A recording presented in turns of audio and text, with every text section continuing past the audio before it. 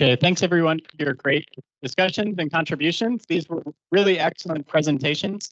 And I think it's important that we're all together in the same room because after this time, I will leave. I'll go back to the United States and Tosa will return to Indonesia. And of course, we're here to support through the Solar Hub, but you guys will be the ones who are here in Cambodia and who can make these positive changes and collaborate together to overcome these challenges. Okay. Next slide. We're going to go to the next slide. And next, we're going to have some presentations from experts in the field of health and education who will talk about opportunities for engaging in solar in those two sectors in the region. You could go to the next slide, Tosa.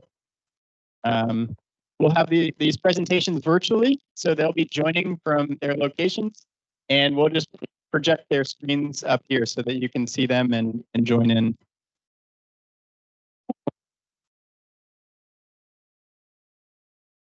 So hi, Jordan, this is Isabel. Can you hear me? Hi, Isabel. Yes, we can hear you just fine. I think what I'll do is I'll stop sharing my screen and let you take over on your end. Okay, thank you. And I am in the room with the two colleagues from the country office. So maybe I'll let them introduce themselves. Hello. My name is Lenin. I'm a health officer. I'm responsible for immunization supply chain in Cambodia country office. Good afternoon from Bangkok. My name is Maro. I'm also the health officer, so supporting the health and immunization programs as well. Thanks. All right, thank you. So you can hear us clearly, Jordan? I think we don't hear you. Yeah, can you hear us, Isabel? It's a little bit choppy, but it's okay. I hope you guys can hear me. So yeah, I'm gonna... we can hear you just fine. Okay.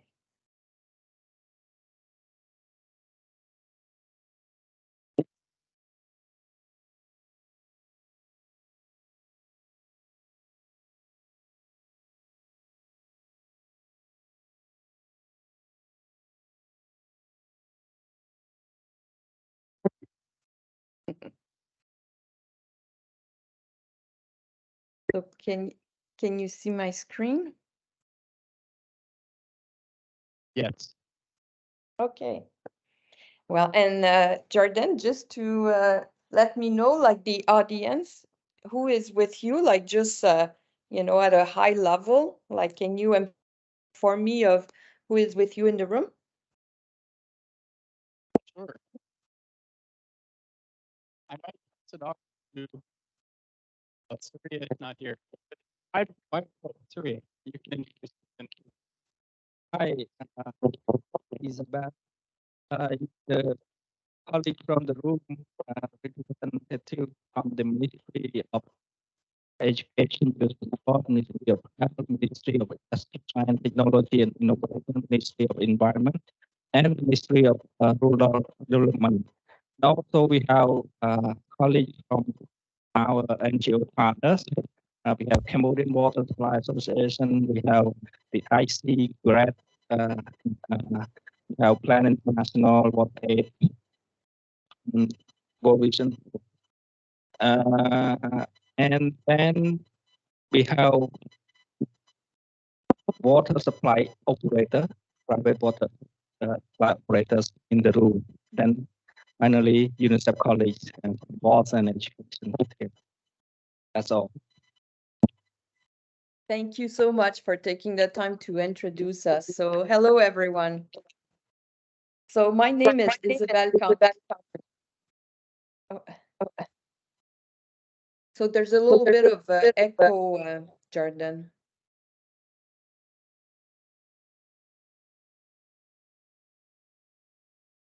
So my name is Isabel Quentin, and I work at the UNICEF Regional Office in Bangkok for the region of East Asia and the Pacific Islands.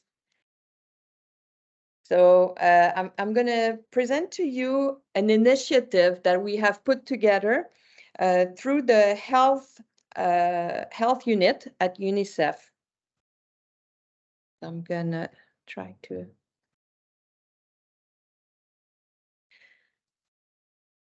So on my presentation, we will discuss the context. How come, that it's UNICEF health unit that is looking at the solarization of the health facility, the implementation strategy, the health facility solar electrification initiative objective, the assessment and its methodology, and finally, the solar system themselves that have been pre-packaged and secured through long-term agreement with UNICEF Supply Division. So why develop a solar electrification initiative through the health unit? So in the past 5 years, UNICEF deployed more than 80,000 solar direct drive refrigerator globally in health facility. And those SDD refrigerator were really helpful to the health worker. And then they would come to us and they would say, well, if you can have energy for our fridges for the vaccines, how come we cannot have lights to offer more services in the health facility? So that's why, the technical experts got together and thought, okay, well, maybe we should think of an initiative to solarize the health facility. Even if it's not just for the immunization, but let's try to solarize the whole facility, including the staff houses if they are on the same ground. So the target from UNICEF Program Division is to solarize 4,000 health facility by 2025 and 10,000 primary health facility by 2030. So the initiative was first discussed in the region in August 22, where we shared a survey with the countries. And then, and following that survey, this is the result that we got from all of the countries. So this is what you would see in the first part here. And I'm sorry, it's probably very small for you, but we had 15 countries that showed interest, and for about 1,400 health facility for the region. So the implementation strategy itself comes in 3 sections. So the first one is the preparation, which is normally done at the country office level with the regional office and the Ministry of Health and all the partners that are present in the country. So we're talking about, doing an assessment, selecting a sample of health facilities, because not health facility need to be assessed. You can use like a concept of a sample and then try to do the sizing and the procurement package. Then the second portion, is done more at the supply division level. So this portion here is done once the assessment is done, then the country would share the data with supply division, and then this part would be done by supply division.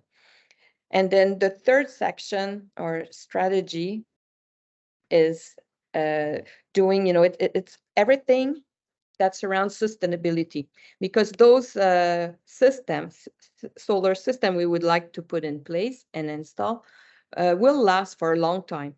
So as such, it's important that we secure the sustainability through operation and maintenance activities, that there's advocacy done with the ministry at the national level with the Ministry of Health, so that there's always a budget line every year that's there for the maintenance and the repair and the overlooking at the operation. Then it's important as well to identify donor, have a financial vehicle so that the ministry from the national level can disperse the funds to the lower level health facilities, and then have contracts in place. So there's 3 main objectives with the health facility solar electrification initiative. The first one is to improve access to the essential health services. The second one is to enable the health facility to operate more efficiently and to help retain staff. And then third is to instill, of course, the climate resiliency in the health infrastructure. Of course, it also contributes to the Sustainable Development Goals. So the number 3 for good health and well-being, number 7 on affordable and clean energy, and the 13 on climate action. So why should we do a health facility solar electrification assessment? Well, to make sure that we have the system would have enough energy for the demand that is there. And I'm going to go quickly here because I just want to give you some overlook, but what would a good system look like? So it would be a system that would provide you with adequate lighting at all levels, with good electric, that would allow you to have electric fridges for the vaccines, better diagnosis medical equipment, some newborn care equipment, basic light and power in the staff houses, and clean medical tools for the sterilization, and of course, ventilation. The components of the units themselves, we're talking about solar panels, remote monitoring module, controller, inverter, batteries, and all the necessary accessories that comes with it. So to do an assessment, it has many steps. So the first, well, 3 steps. The first one really is the site selection and team formation. And then you come to the assessment itself. So the last 3 blue boxes. So you do the training, you select health facilities, and then you do a data submission. Then in green, it's a step that's done at headquarters, which is the data analysis and the sizing solar packages. And then they'll come back to you, to the country, and do a presentation on what has been seen and what they propose in terms of size of and packages. And then comes, the step where we have to write the investment case and the donor engagement.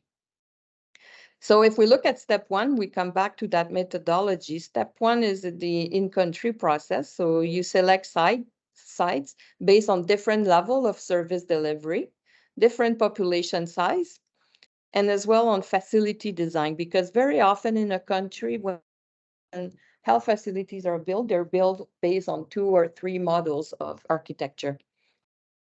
Then the second step, you decide who will be part of your team.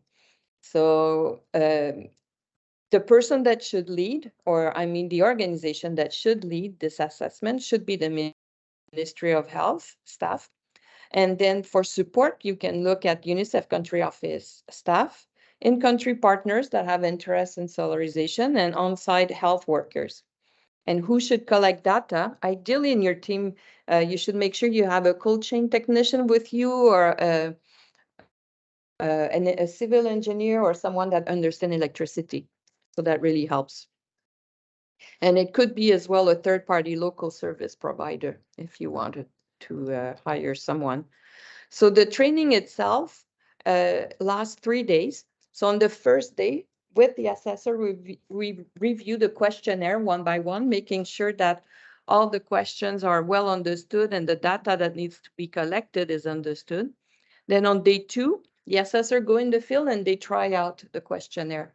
And on day number 3, we come back together and then we review all those questions and the ones that gave them some challenges or tools that they want to make sure they know how to measure the solarization, etc. So the training takes 3 days. It can be done virtually or in person.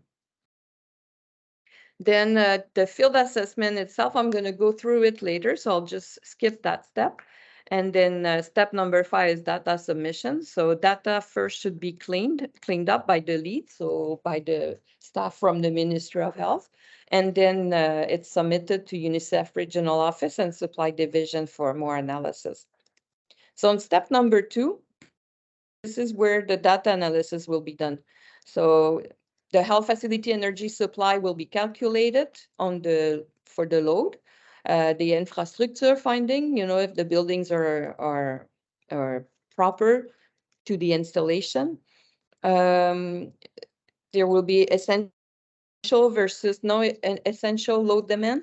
So that means, is it essential, for example, that there be air conditioning? Maybe only fans is an essential load that should be provided by solar energy, but maybe the air conditioning is not an essential service. So there's a need here for the team in country to determine what's essential and what's not. What should we include? Then from the package that will be prepared will be presented to the country, and then the headquarter will suggest some solar sizing of the solar packages, and then they will come with the cost and the different options. And this will help you in writing the investment case and then find some donors engagement. So if we go now to the field assessment, what does it look like? So when we go in the field, sorry. So the tools that you'll be using is a questionnaire, and it can be downloaded on a tablet or on a laptop. Some measuring tape and some smartphones to be able to do some sizing. So it's pretty basic on what you need to complete those assessments. Output number one that you'll have as a result of it, you'll have a questionnaire that's filled out with data, and then you'll have a site layout with photos that will be organized in folders per facility.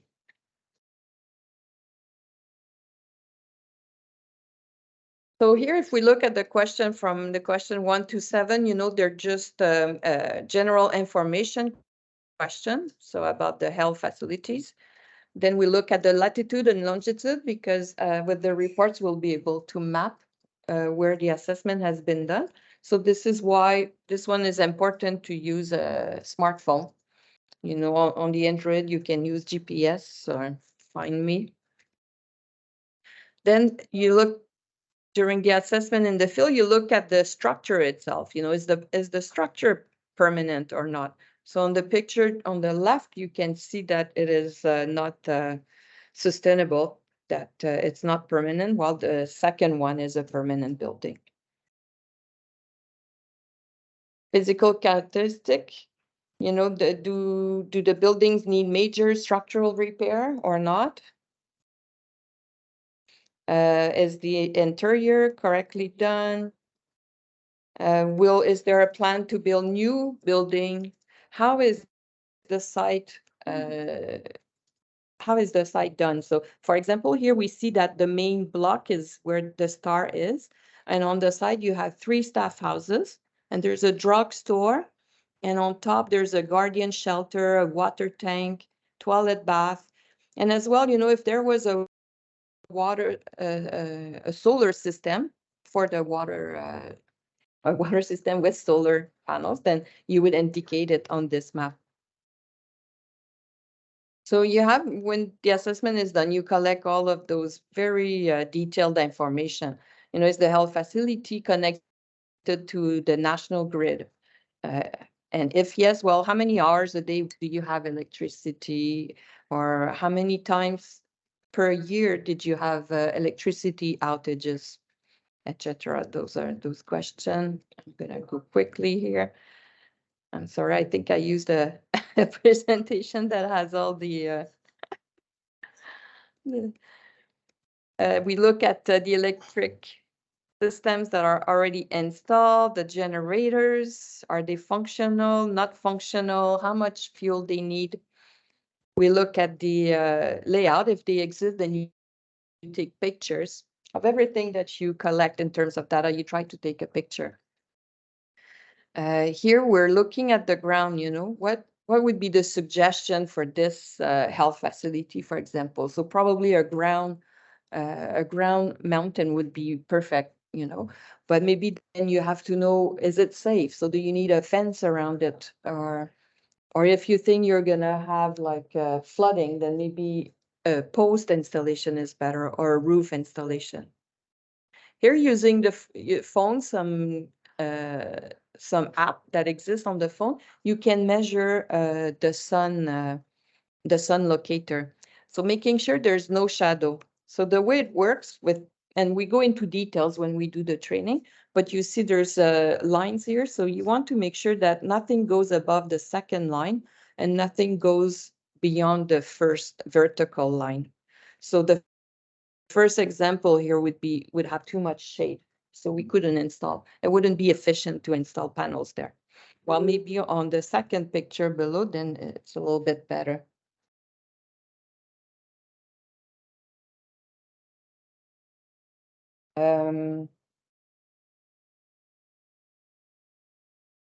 This is a little bit more from those pictures. I'm just going to go quickly. Here you see there's installation that are done on the ground, but with a fence and some rock. Then on the right, we can see some roof installation. And here inside installation. And if you're going inside, you need a space that's at least 8 square meter of where it has a free space. We look at site conditions. So for example, temperature makes a big difference to do the installation. Making sure we understand, when you have rain, is it heavy rain? Is it hailing? Maybe not. I don't think you have snow in Cambodia.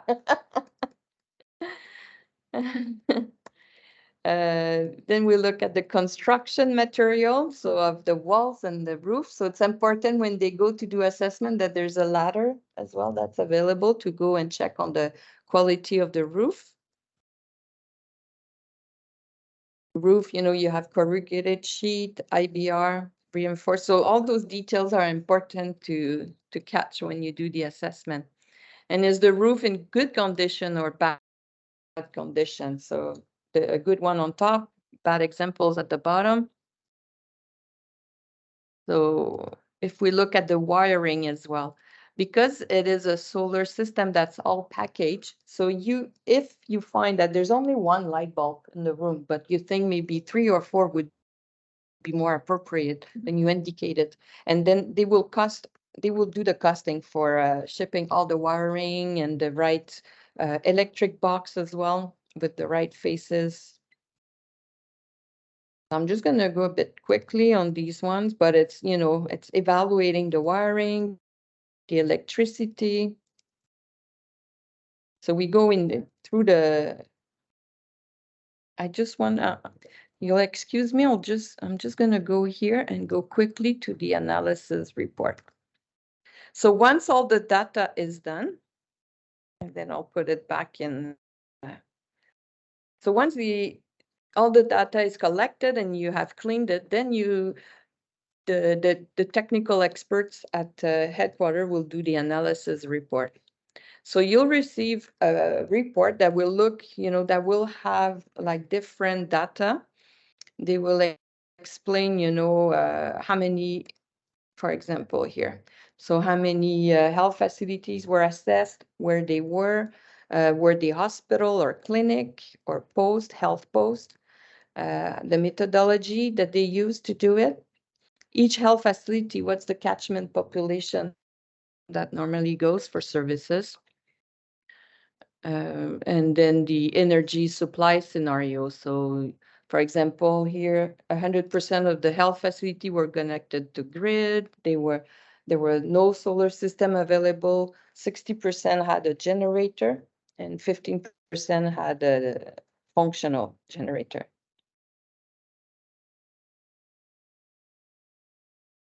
So with all of this data, this is how they will do the packaging. And then they will come with a result that will show you, okay, this is how much a package would cost if we consider that everything that the health facility would want is included. Or if we look at an essential only, then maybe it would cost this much, to give you a comparison. So here they can as well evaluate how much will you save on your electricity bill. So for example, for sites without any functional generators, when you install solar panels, you almost save 90% of your cost. If there's some generator, 50%. But here we can see at the bottom, the overall cost saving is about 2 to 3 times on your electricity bill. And a cost per kilowatt from the grid costs normally 10 cents US, while from a diesel generator, it's 45 cents. And then you come to your last step, which is the investment case and going for donor engagement. And there as well with donor for UNICEF, what's really important is the sustainability. You know, that's the key word to make sure that this equipment will not go to waste after 2 years.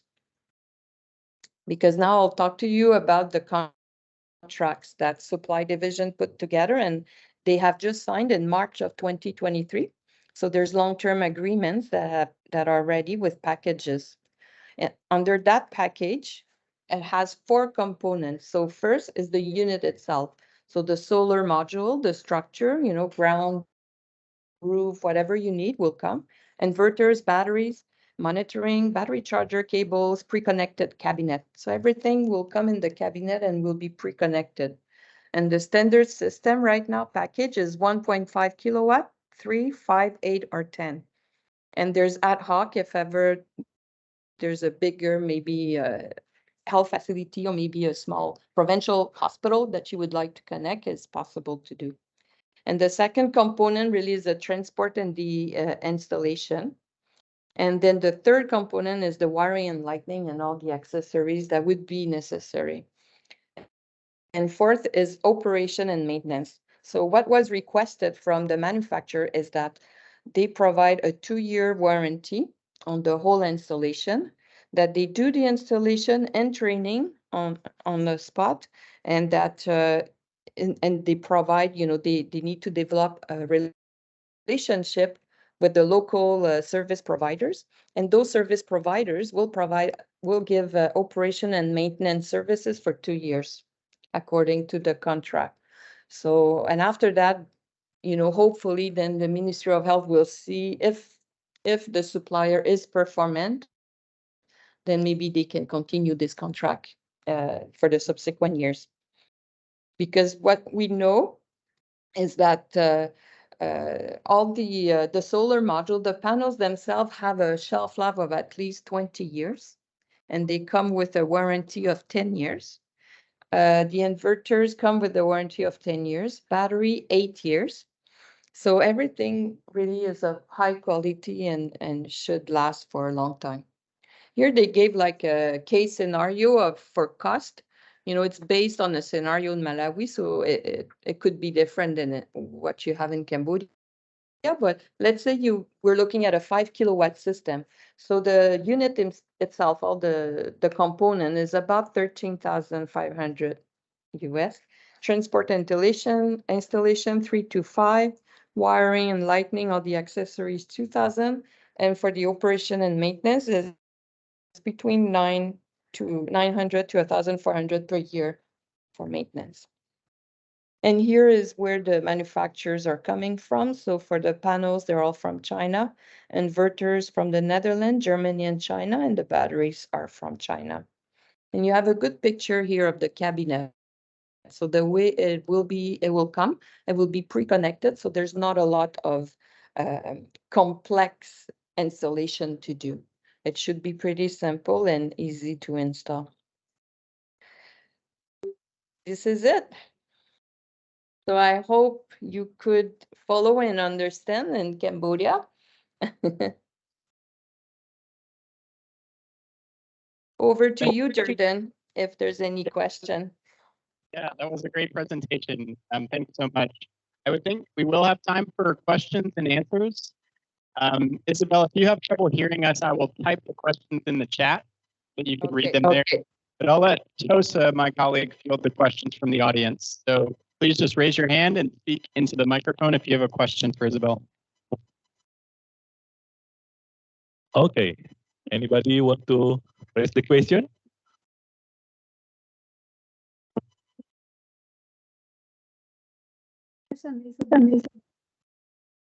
So we have a question here in the room, Jordan. Is that okay? Thank you very much. I just want to ask about the assessment because it require very detailed information, and it's the data collector should have the expertise in engineering as well as a technician or some kind of IT at least. So I'm thinking about the capacity of our, like, is there any other option for having this assessment done by outsourcing, or like who will be the data collector for this beside health worker that we have been considering? Yeah, well, with for example, with other countries, so we've done it in 8 countries so far in the region, and I think with the training, it is not that complicated, but it does help to have in the team though somebody maybe that would understand, you know, what's a one phase to phase with the electricity box, although you can learn it within that first day of training where we go into details with on each of those questions. So I think it's still, you can still consider doing it with Ministry of Health staff, but ideally have the staff that are already working on the fridges or the freezers or electricians or, yeah.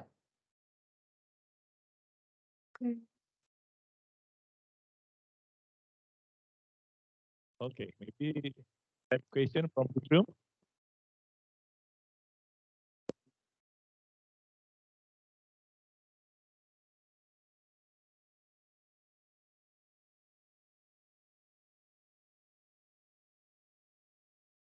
Like everybody is really understand.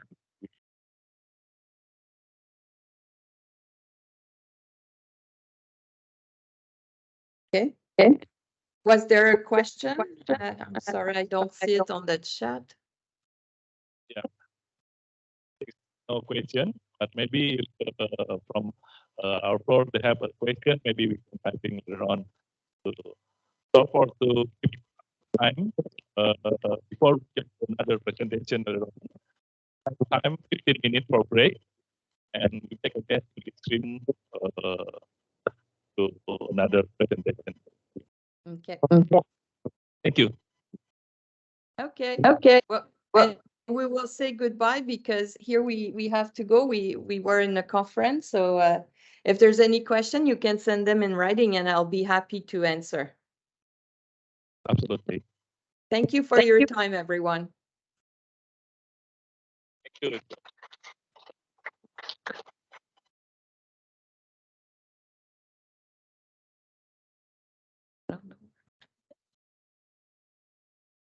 Because it's really hard in Cambodia. Yeah, to have, very technical. It require a lot of yeah, experience. and maybe try to do that with them and like not really anything, just roughly. Okay,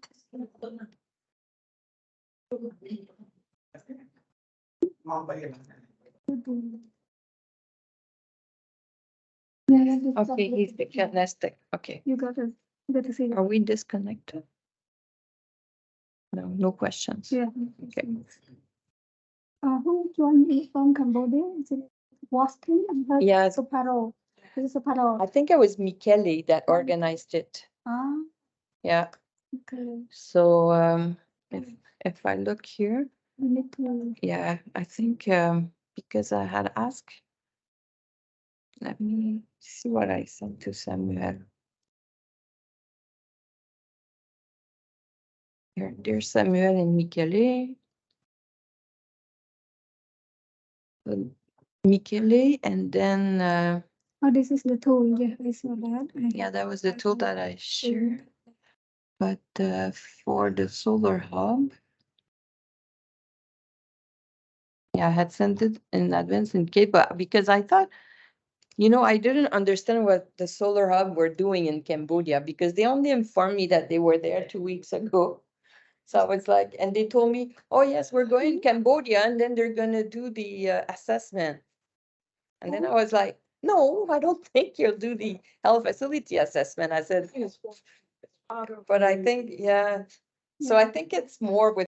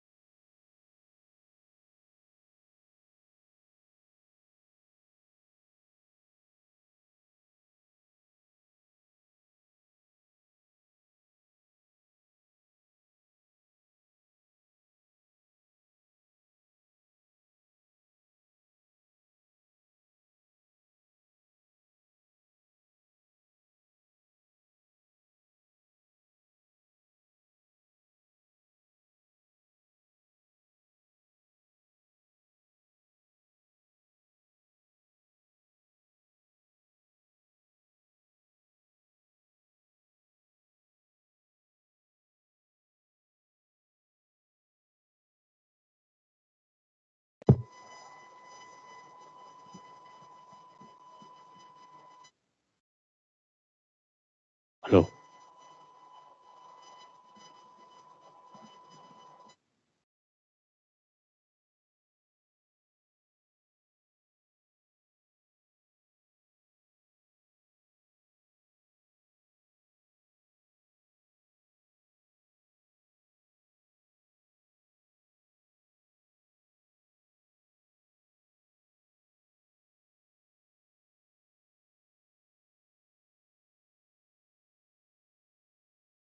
Hello. Check, check. 1, 2, 3.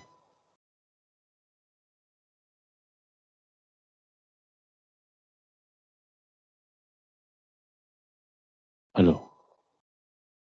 1, 2, 3.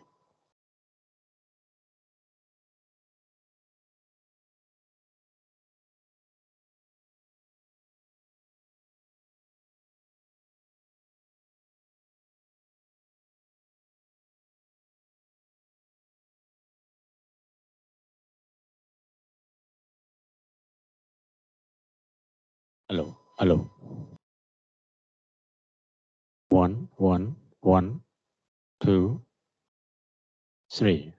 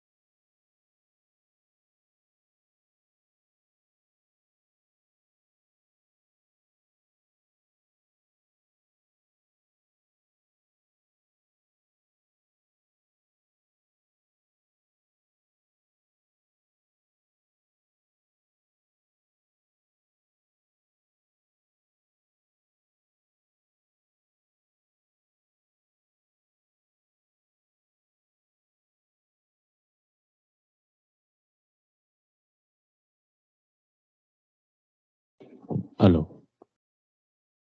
1, 2, 3. 1, 2, 3. Alo, 1, 2, 7, 1, 2, 7.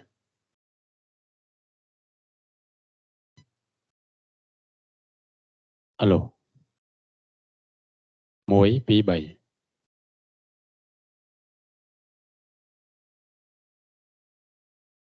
Alo. 1, 2, 7.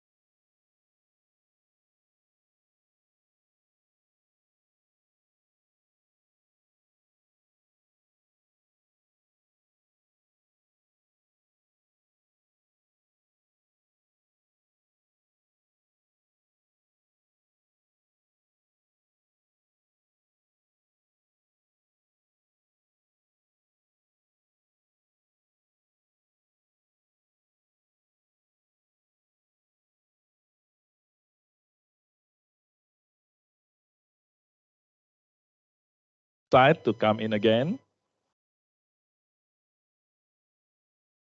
We will continue the next presentation.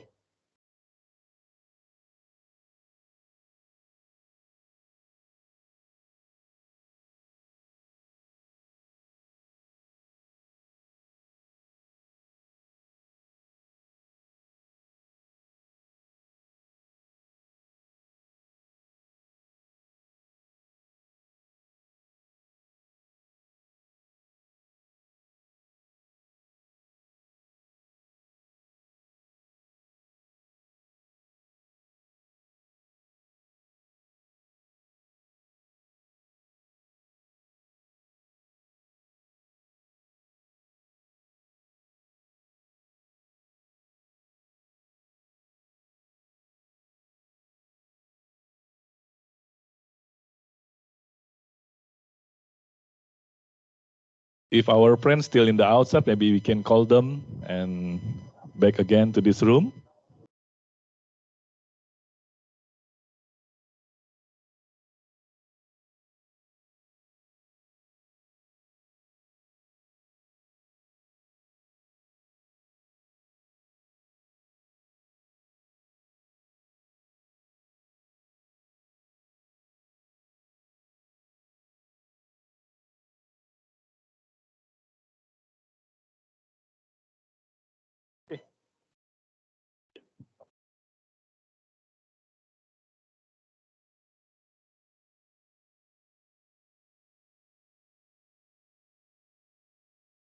All right, welcome back, everyone. I hope you had a good break. We're going to give one more presentation. So this is a presentation about the East Asia and Pacific Regional Market Assessment that is being conducted by Enensis. Enensis is a German-based engineering research company. And the presenter for this session will be Diego Perez. And I'll allow Diego to introduce himself and say a little bit more about Enensis. But let's give him a warm welcome. Thank you, Jordan. Can you hear me? Yes, we can hear you just fine. Okay. Just turn on the camera to say hello so that you see my face quickly. But then I'll just turn it off and go through the presentation. As Jordan was saying, my name is Diego Perez. I'm the head of consulting services at Enensus. Enensus is a German company. We specialized in, I would say, renewable energy and rural electrification. So working on many projects to improve energy access across Africa, and then also in Southeast Asia, and to some extent in South America. And we've been hired by UNICEF to perform this assignment, this regional assessment. As part of which we will also be preparing more of a deep dive analysis on Cambodia. So actually, it's very good that that we are having this session today. And towards the end of the session, I would also be very interested in hearing from you what the specific issues for electrification of education facilities might be in Cambodia. So with that said, let me stop sharing my camera and focus on the presentation. Let me know if you can now see the agenda, if this is moving. Yes, it's working just fine. Okay, great. So the presentation actually has two, it's like two separate contents. The first part is focusing more on this regional assessment, and I'll give you, first of all, a brief introduction to our assignment, a project overview, and then I'll give you the main figures and results from this regional assessment, and then specifically for education. And then the second half of the presentation discusses education, electrification needs or electrification solutions for education facilities in more depth, like what are the main barriers, how we can address those barriers, what tools we have to properly dimension a system, and so on and so forth. So yeah, First of all, the regional kind of overview, even if we can look at the Cambodia numbers a bit more in detail, and then discussing how to actually go about it and implement solar solutions for schools. So just to give you a quick overview of this assignment, as I said, this is an assignment being launched by UNICEF and performed by us in ENSUS. And those are the steps that we are following. In the top row, you see those tasks that we've already performed. So we started by collecting data and creating like a database of relevant indicators for health, education, and WASH in the region, and to what extent those facilities have electricity access. Then this has been compiled into a data platform, into a tool that UNICEF offices will be able to use to visualize this data, and also to perform some analysis and some calculations based on this country level data. From there, we conducted a country prioritization exercise. So depending on a number of categories, such as the market gap, like how many facilities, unelectrified facilities there are, but also context indicators or an assessment of the policy and the environment and the enabling environment. We conducted this prioritization to see which countries could be better suited for specific interventions. But this is actually a live index, and you can also play with the rankings and the criteria in the tool. And we've compiled all this into a regional report, from where I'm taking most of the charts and figures that you will see later on. This is not yet published, but I think the idea is to publish it at the end of the assignment. This is for now just an internal product of the assignment, but it will be made public. And then from there, as a second phase, which we are starting now, we'll be conducting these more like in-depth assessments, specifically in Cambodia. Cambodia was the country selected for this deep dive. And then what we call an investment case, or actually two investment cases, one in Cambodia and one for Mongolia, where we look at the numbers in more detail, like how much would it cost to actually implement these solutions across the country, what would it take, and this kind of sort of a pre-feasibility, high-level feasibility study for each of those two countries. And then those results will go into a validation phase with key stakeholders, and then we'll also prepare an executive summary and some ideas for UNICEF to continue working on this topic. So this is just the overview of the assignment we are conducting. And now I'd like to give you the main results of this regional report. So if we look at the region, we actually investigated or included 26 countries from the region, which in total account for 2 billion people, so 35% of the world's population, and 31% of the total installed solar capacity. So we're talking about very like a considerable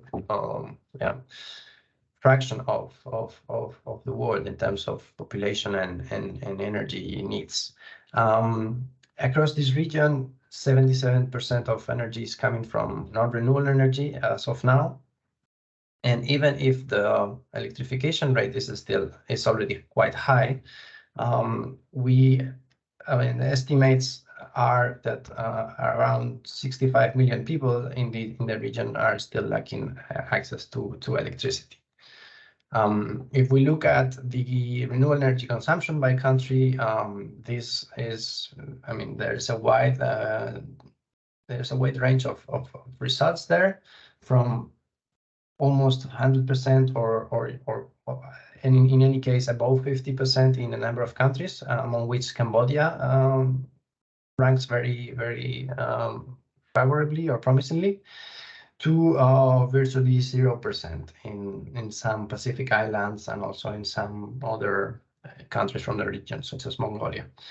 So actually, the two cases we are considering for this investment case are sort of extreme cases, right? Cambodia, lots of renewable energy consumption already, but some electricity access gaps, as we will see later, and Mongolia basically starting from zero in terms of renewable energy.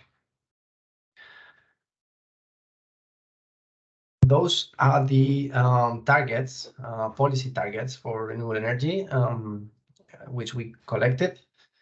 So it shows that this is a relevant topic, and that countries are actually developing specific policies and strategies to meet these goals. And we see, again, numbers anywhere between 20-30% for the less advanced countries, up to 100% for many countries, and this for 2030. In the case of Cambodia, I believe the right target is 65% by 2030.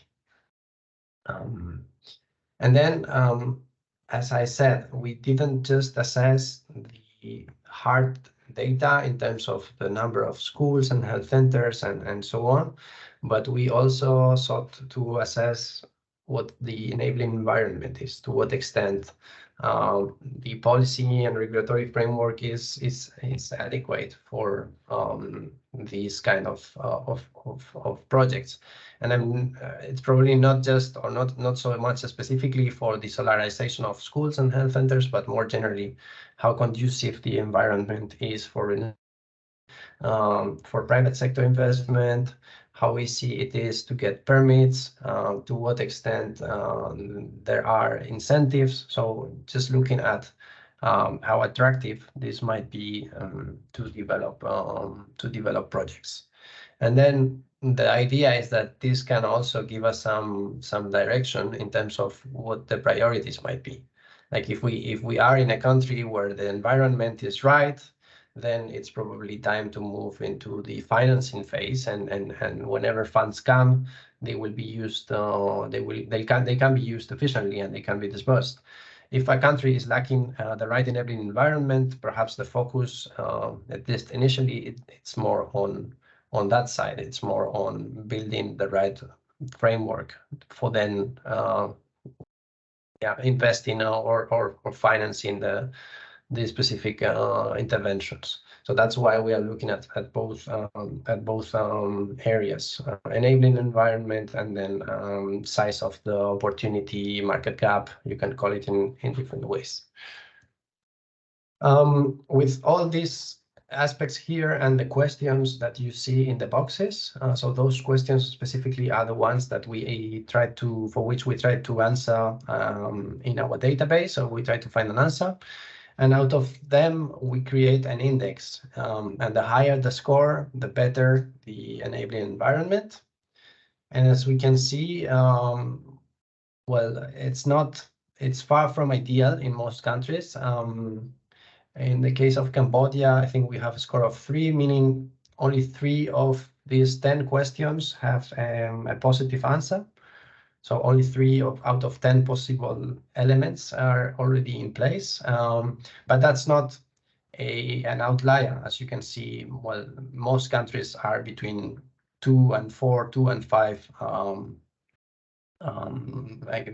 Their score is between 2 and 5 in this assessment, and there are only a few of them with higher scores.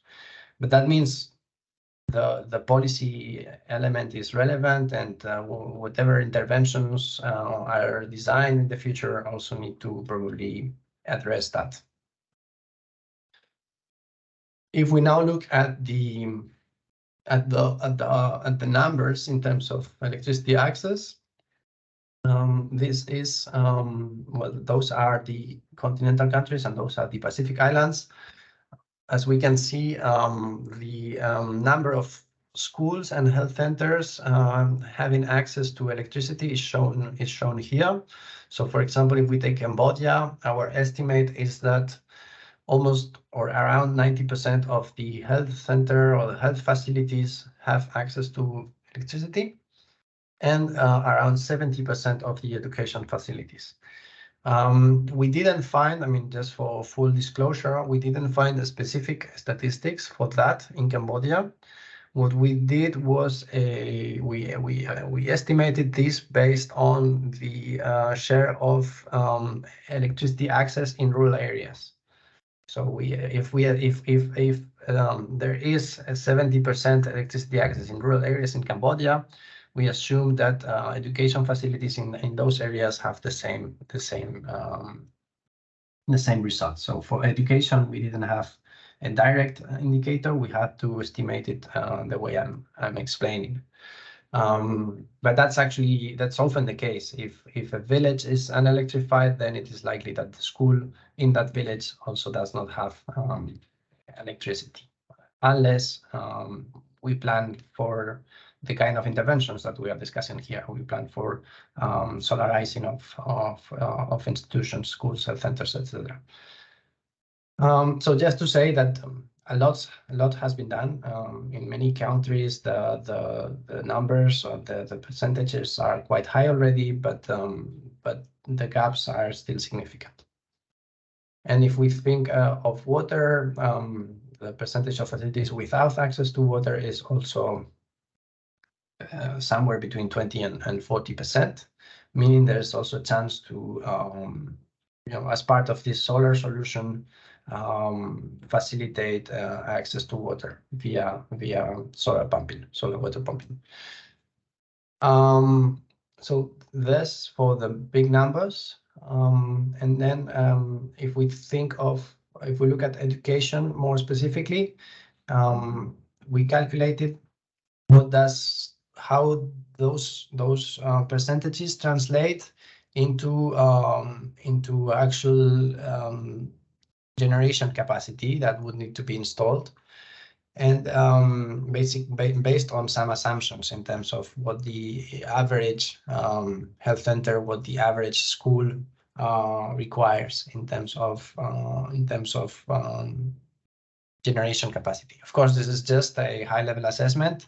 That's why we then do the more in-depth assessments at country level, and we even have a tool to properly calculate the right size and the right demand for an individual institution. So this is just an estimate that allows us to then provide what might be the required funding and what might be the avoided CO2 emissions and so on and so forth. So this is still high level.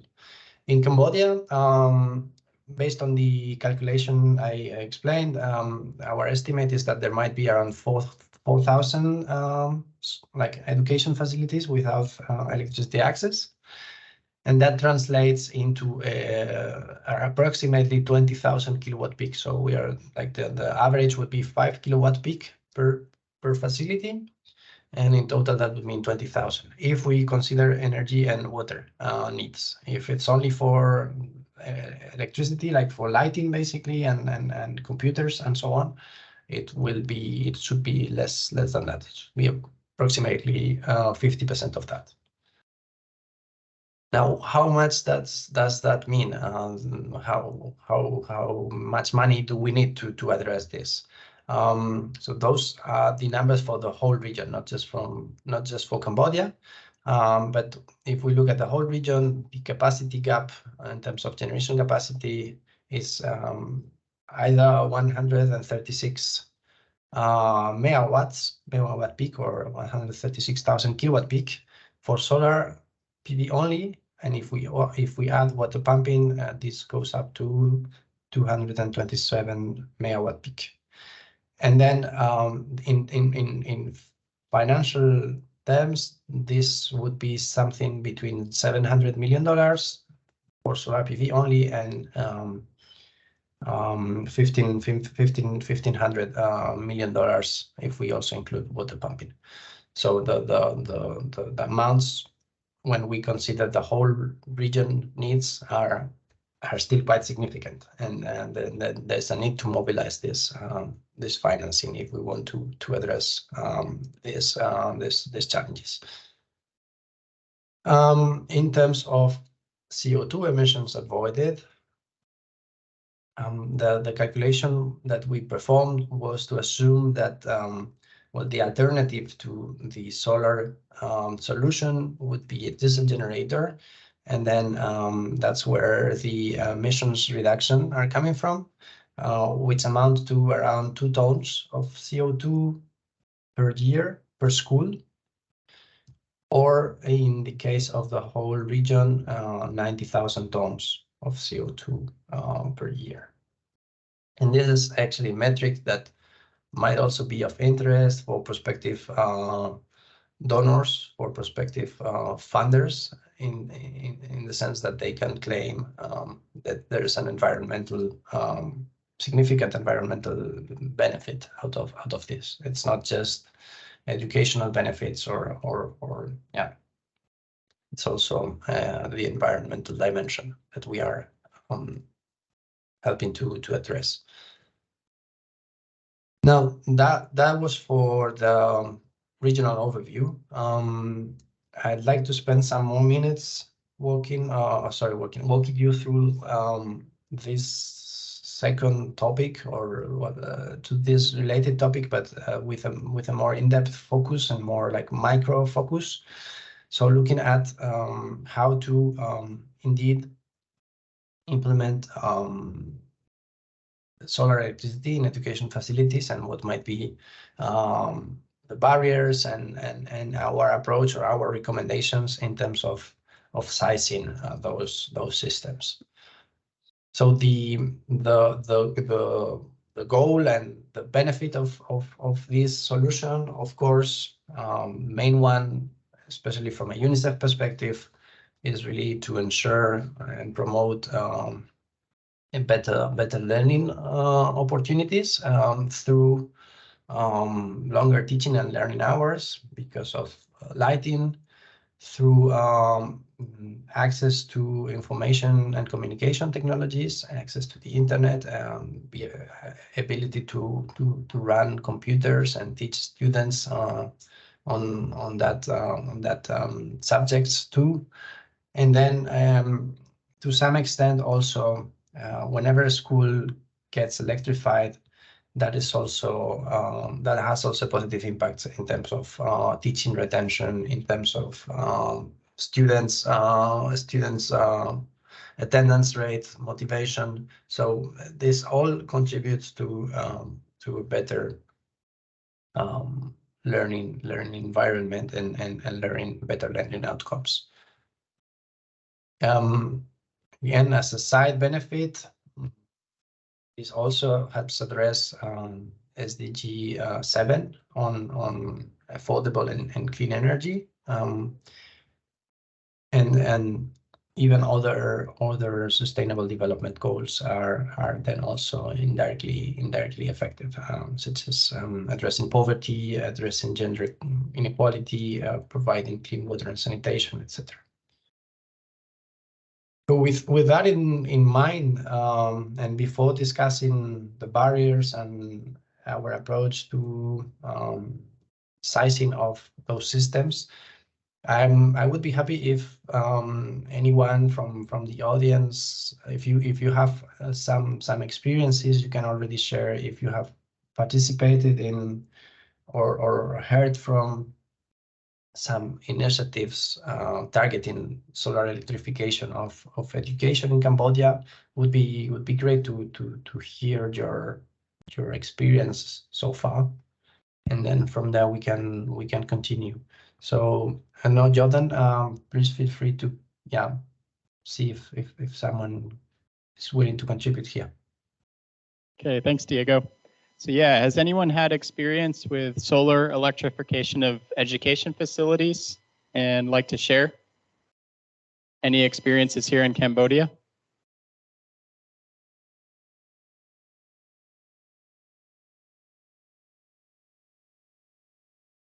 Don't be shy, it's okay.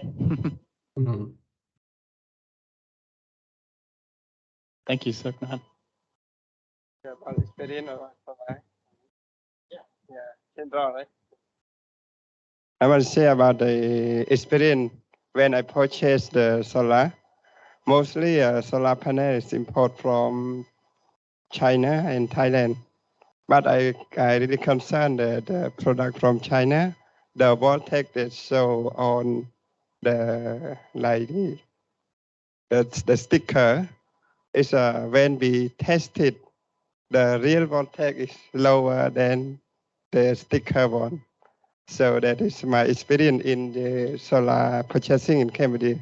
So let's say that if we don't be aware of testing it, we can be wrong on calculating the power to pump or to use in the electricity material that we want to use. Yes, that is my experience in Cambodia.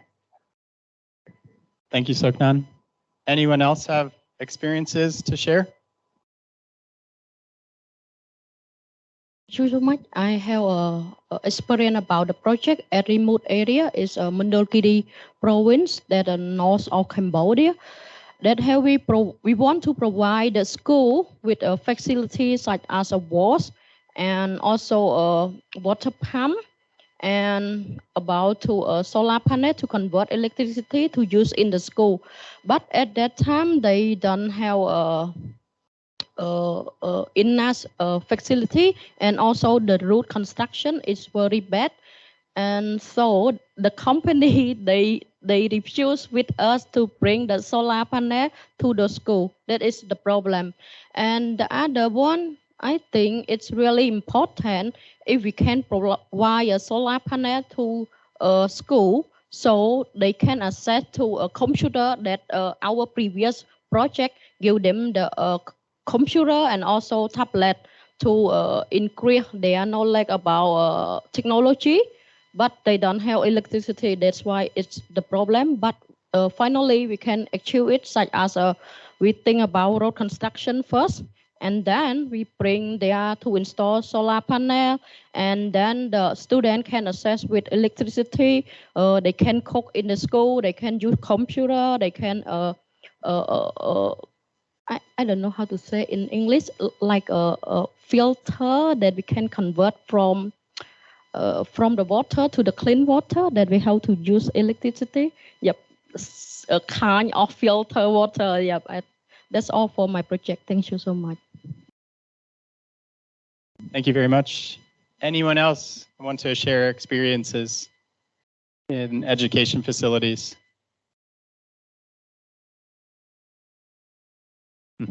Everybody's tired a little bit, maybe. Okay. I think we'll head back to you, Diego. Thanks. Okay. No, thanks, and thanks a lot, especially for those interesting comments and insights.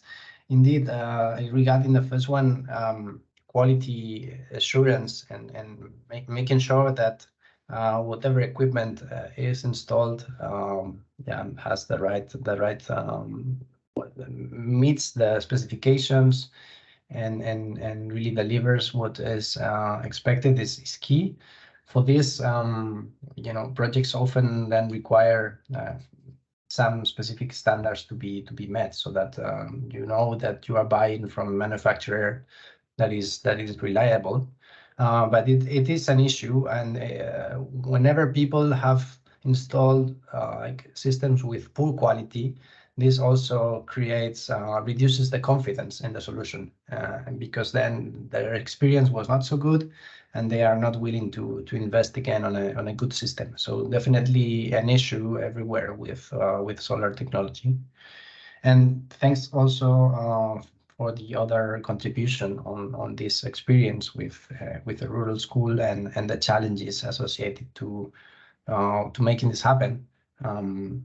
And actually, yes, we definitely need a solution that addresses those challenges, and at the same time, it's faster. We cannot work on a one-by-one basis, electrifying one school here and then next year another school there.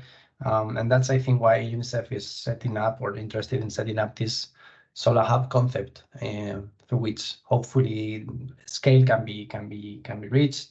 And maybe this company that was not interested in delivering that system because maybe it was too small and it was too costly, maybe if they get a bundle of 100 schools and 100 systems, that could be more attractive. So that's another definitely another good lesson learned that from which we can design our approach in a better way.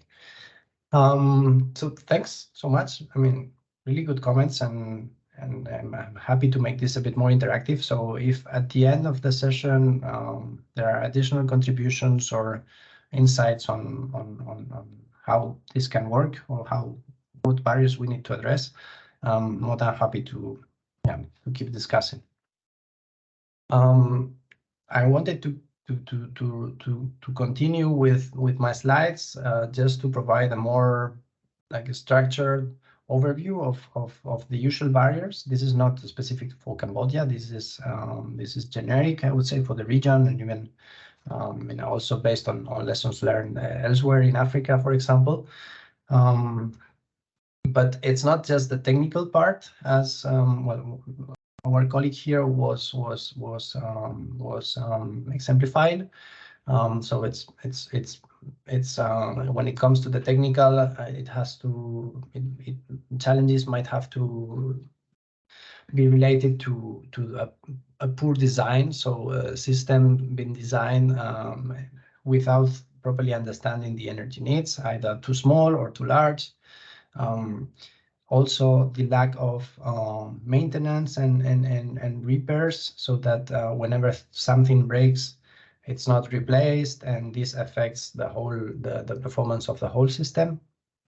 And then the lack of capabilities or knowledge about it.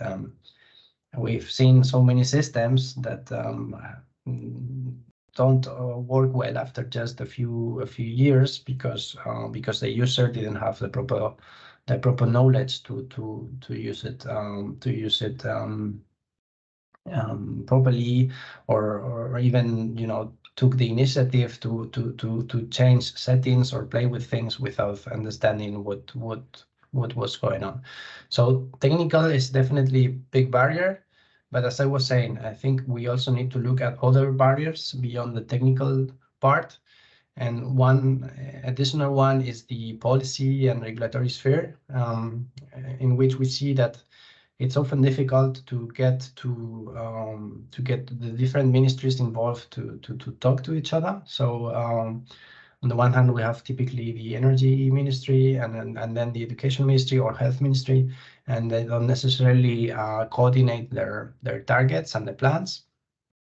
The education ministry might not have the technical knowledge. The energy ministry might not have the competencies directly for schools, so they need to be more coordinated. And then the linkage between how electrification is a key aspect for better educational outcomes, for better results in schools, needs to be fully understood. Then at the institutional level, well, schools are often overstretched. Teachers are already overburdened, and it's challenging to find the right people locally at the facility that can take care of the system or can contribute to its operation. They also have limited budgets, although this is more of a financial barrier that we can discuss later. And then also the incentives and the whole institutional landscape is not probably still fully well suited to installing these systems.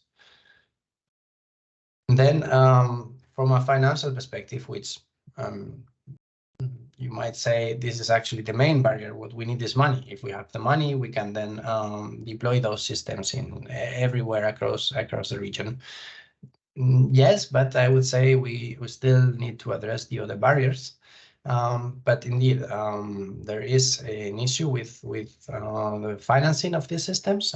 If it comes from these schools' budgets, they often don't have the cash to pay for a new system, and they might even not have the cash to pay for the O&M needs, to pay for repairs, to pay for technicians to come and fix things. So this is an issue to be addressed. And then specifically considering a more long-term perspective. So, we might be able to mobilize funds to provide the systems in the first place, but for this to be successful, there needs to be funds for O&M, and so the systems can work for 10 years, for 15 years, not just for the first few years and then go broken. And well, while this is the broader landscape, and this is what we will want to address with this deep dive for Cambodia. So we'll be discussing with the different stakeholders and trying to understand exactly these barriers for the Cambodia case. What I also wanted to present now, which is a tool we have developed and that will also be available for UNICEF offices in the region, is a sizing tool for school facilities, also for health centers. But yeah, the focus here is more on education facilities. So really, we need to understand that it is key to properly dimension a solar system. It's something that has a high cost, and we need to get it right, not to either oversize it and then we are spending too much money on something that we didn't need, and even this has a high operational cost over time, or undersizing and then creating an issue because we bought something that is not providing, is not allowing people to meet their needs. They will not be happy. Then the assets will deteriorate. So it's really important to have a sound approach to system sizing. Basically, this boils down to assessing two things. On the one hand, the demand factors. So what is the expected demand at that facility? And also related aspects. So how much it changes from one day to another, or perhaps from winter to summer. How we expect it to grow over time. Is this school becoming larger? Are additional students expected to join? Additional equipment expected to be installed. So we need also to plan a bit ahead, since these systems have a long useful life. And then also consider what is the right security factor. So what kind of margin we leave in there, allowing for additional demand. And then from a supply factor, we need to understand the solar radiation and the technology specifically that we are choosing to then come up with the right system size and the right components. It's not necessarily just the solar panels. It's also what battery do I need? What inverter do I need? Do I want a diesel generator because this is a place where the rainy season lasts for 2 months and there's barely no sun? So we need to understand the whole picture to see what is the right system for every school. So with this in mind, we created this tool. We created it actually in the context of another assignment with UNICEF in East Asia. So it's not something that we have now created. It's already been tested in Africa. And the idea is that data can be collected at the facility level using simply an Android phone or an Android tab. So it's like an app where you can go question by question and collect the necessary data. And from there, this is transferred into an Excel tool, and the Excel tool gets populated with the data from the survey. And from there, you get already some initial results, some initial sizing of the system.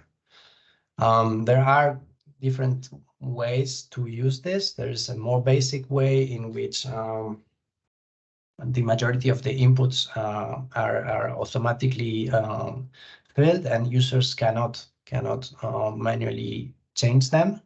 But there is also an advanced version in which users might be able to are able to play with additional input data on the assumption that they know what they are doing and why they are changing predefined inputs. That's a bit the workflow, so to speak, of the tool. We have the inputs part where data from the survey are stored and compiled. And from there, we calculate the electricity demand and usage pattern. We calculate the solar radiation and conditions. And finally, the outputs in terms of system size. And together with the sizes, the tool also can give you an estimate of the avoided emissions, an estimate of the system costs, and then generate a bill of materials, so a list of components needed and what you would then need to procure. Right. I mean, I don't want to go into too much detail. Eventually, if you're interested, we are also happy to have a specific session to discuss and present the tool if you would like to use it at some point. Yeah, just to say, well, this is again still describing its structure. So different tabs, as you can imagine. Also providing a user manual so that you have the explanation of the other tabs and what is expected from you in every place, and then a survey, which is basically the questions that have to be collected in the field, the inputs, the load, and the outputs, and some additional tabs, as I said before, which are not really part of the core process. So this is once we have a result, we can also see more detailed like finance indicators. We can run some sensitivity analysis. So what happens if the demand is 20% higher? What happens if this or that? And then costs, bill of materials, and then the appliances that had been used or had been assumed to be there as part of the survey. I do have some screenshots here. So this is the tool, and you can see the different tabs below. Yeah, I mean, I don't think we necessarily need to go through it now, but just for you to know this exists and is a resource that can be used.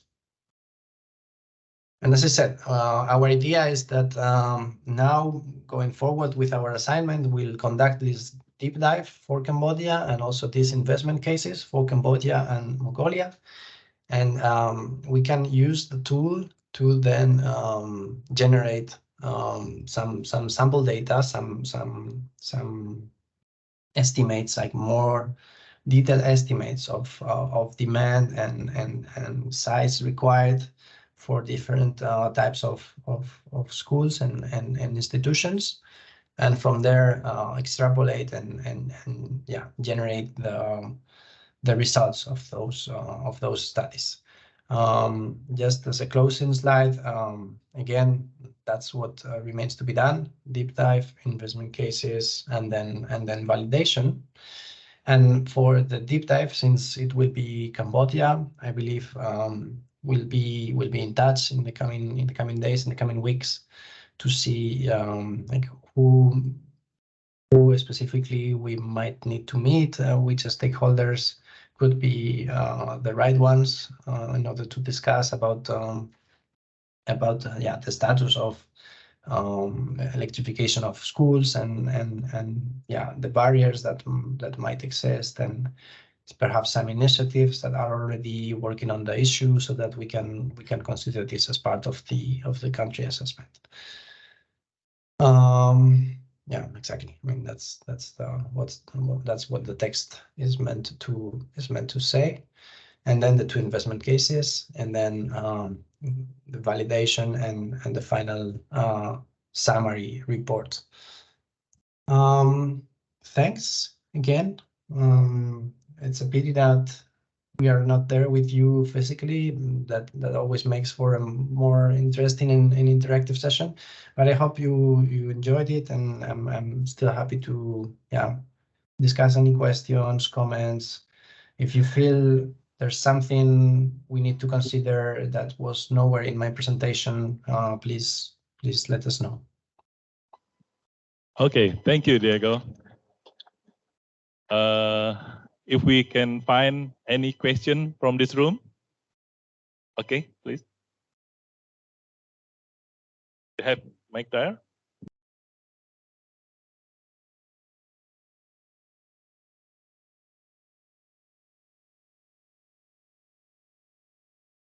Check. Maybe you can use this one.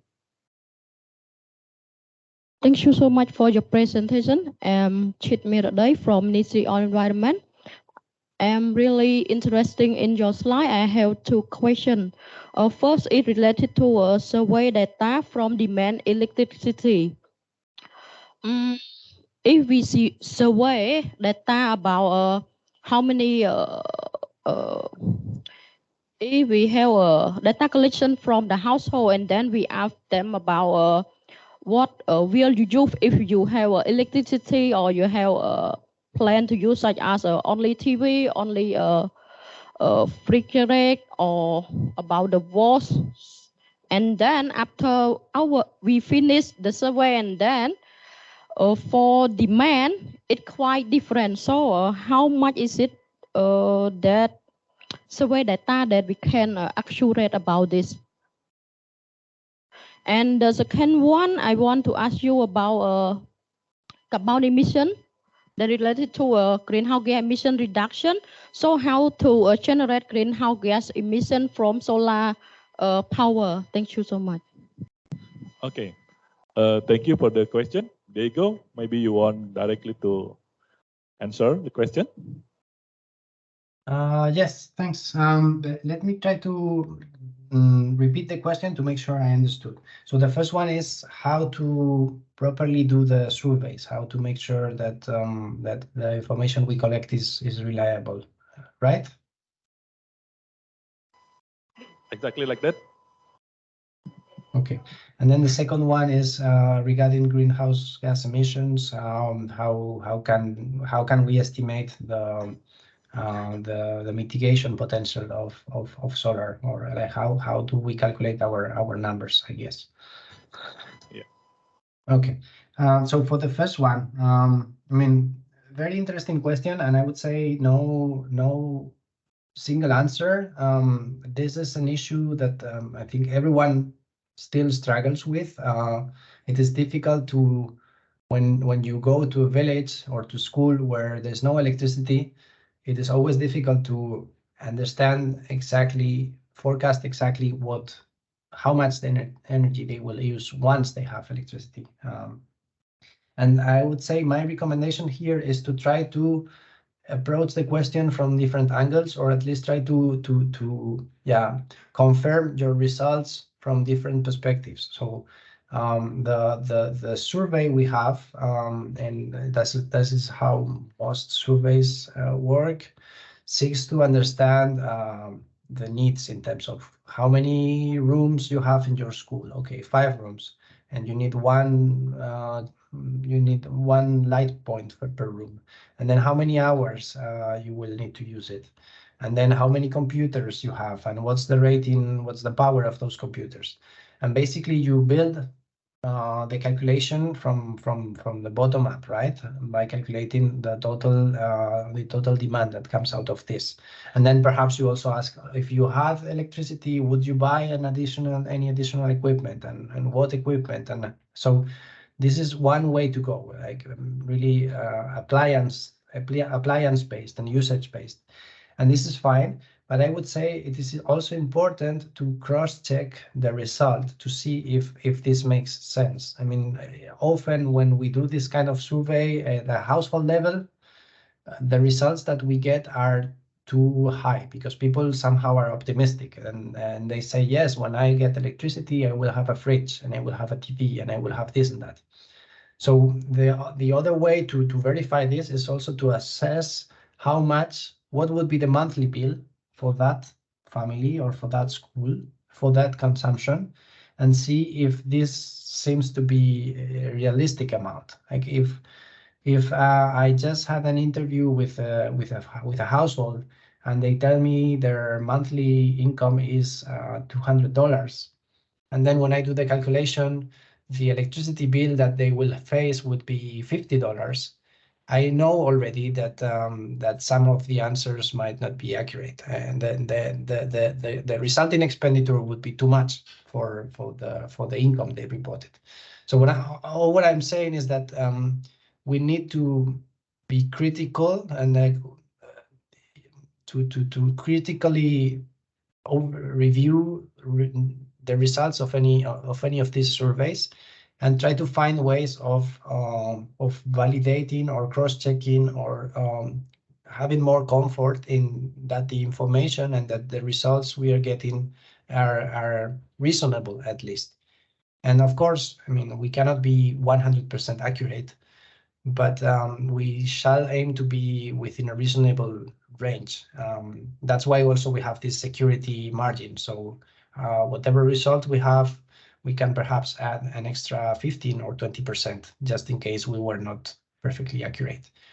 But the better we do the survey, the more critically, the more critical we are about it, and we don't just assume that that the answers are right, the better. And I'm sorry I cannot provide a better answer, but I think this is still an issue.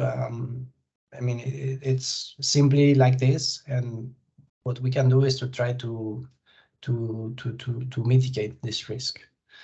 And then for the second question, I'm not so much of a CO2 mitigation calculation methodology expert. Did for the numbers that I was showing was basically to say, okay, if this electricity needs to be provided by a diesel generator, this would create 2 tons of CO2 per school per year. Now, if the alternative solution is solar, if we now have solar as an alternative, we can say that we are avoiding those emissions, those 2 million 2 tons of CO2 per year. So yeah, that's a bit the methodology we followed.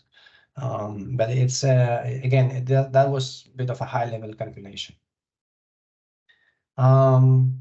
Not sure if there are any questions. Otherwise, I'm also happy to get your questions via email later on if something comes to your mind later. So yeah, over to you and let me know if there are any other questions.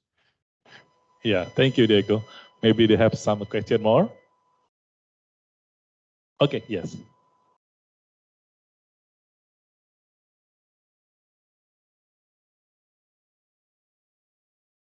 My name is Chunmek. I'm from Plan International.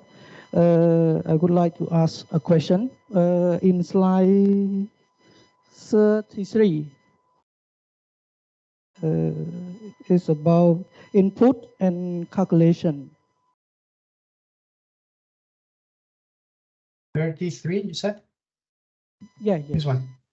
Yes. In the calculation, in the the second row, electricity demand and use pattern and the load count. Can you clarify this point and explain more how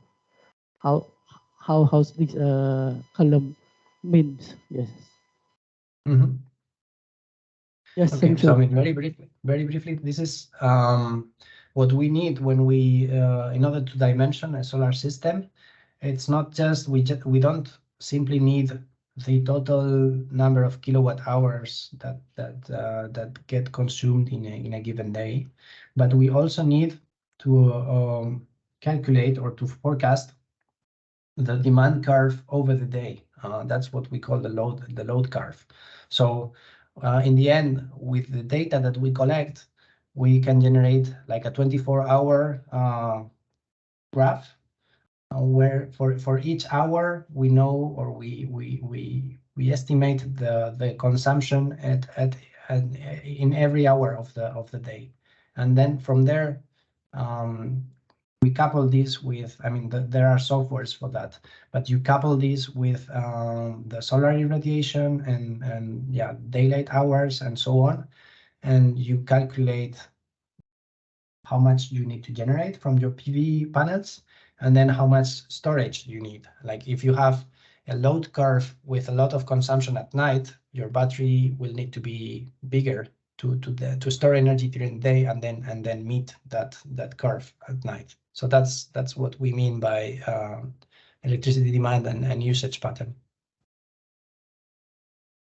Yeah. Okay, thank you, Diego. Anything else from someone here? Still need to asking? Okay, maybe if you still have another question, you can writing and texting or send the email. Okay, thank you, Diego. Thank you, everyone.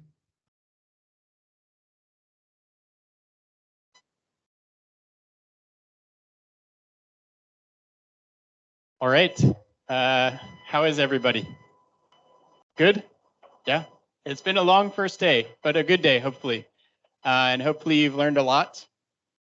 I want to try to just bring us back and review some of what we covered today.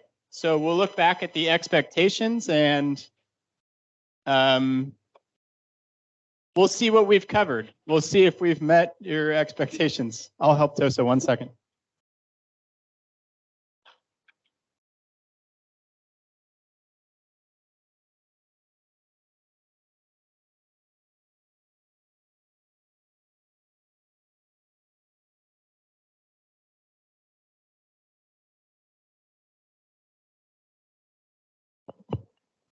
Can you guys hear me okay with this one? Maybe I'll trade.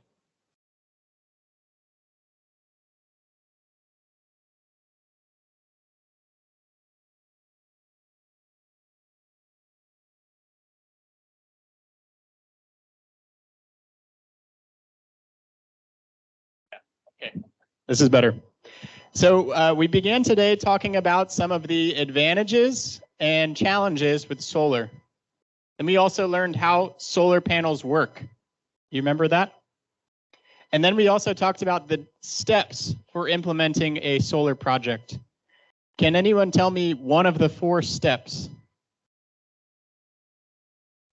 I think you know it, yeah? Assessment, yes, that's the first step. And what's step number 2? Design, 3. Procurement and installation, great. And then step number 4? Operations and maintenance, awesome. So you guys remembered those very well. Okay, and hopefully you remembered about why each step is important, right? We also learned about how to identify quality equipment and discern between quality equipment and low quality equipment. And we learned why high quality equipment is important, because actually in the long run, the cost is less than if we got low quality equipment and had to replace it frequently. Yeah. And then this afternoon, we heard great presentations from experts in the field of health, education, and learned about the solar market assessment across the whole East Asia Pacific region. So can anyone tell me which of these have we already checked off?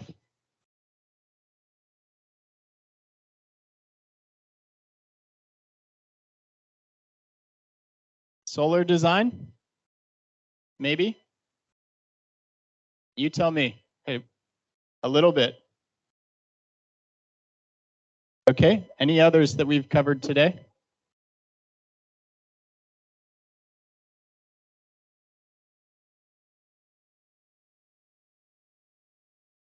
Cost benefit. Yep. Any others we've covered? Lifespan. We're actually going to talk a little bit more about lifespan tomorrow, but yeah, we've covered some now. Maybe benefits in rural areas. Challenges in Cambodia. Yep.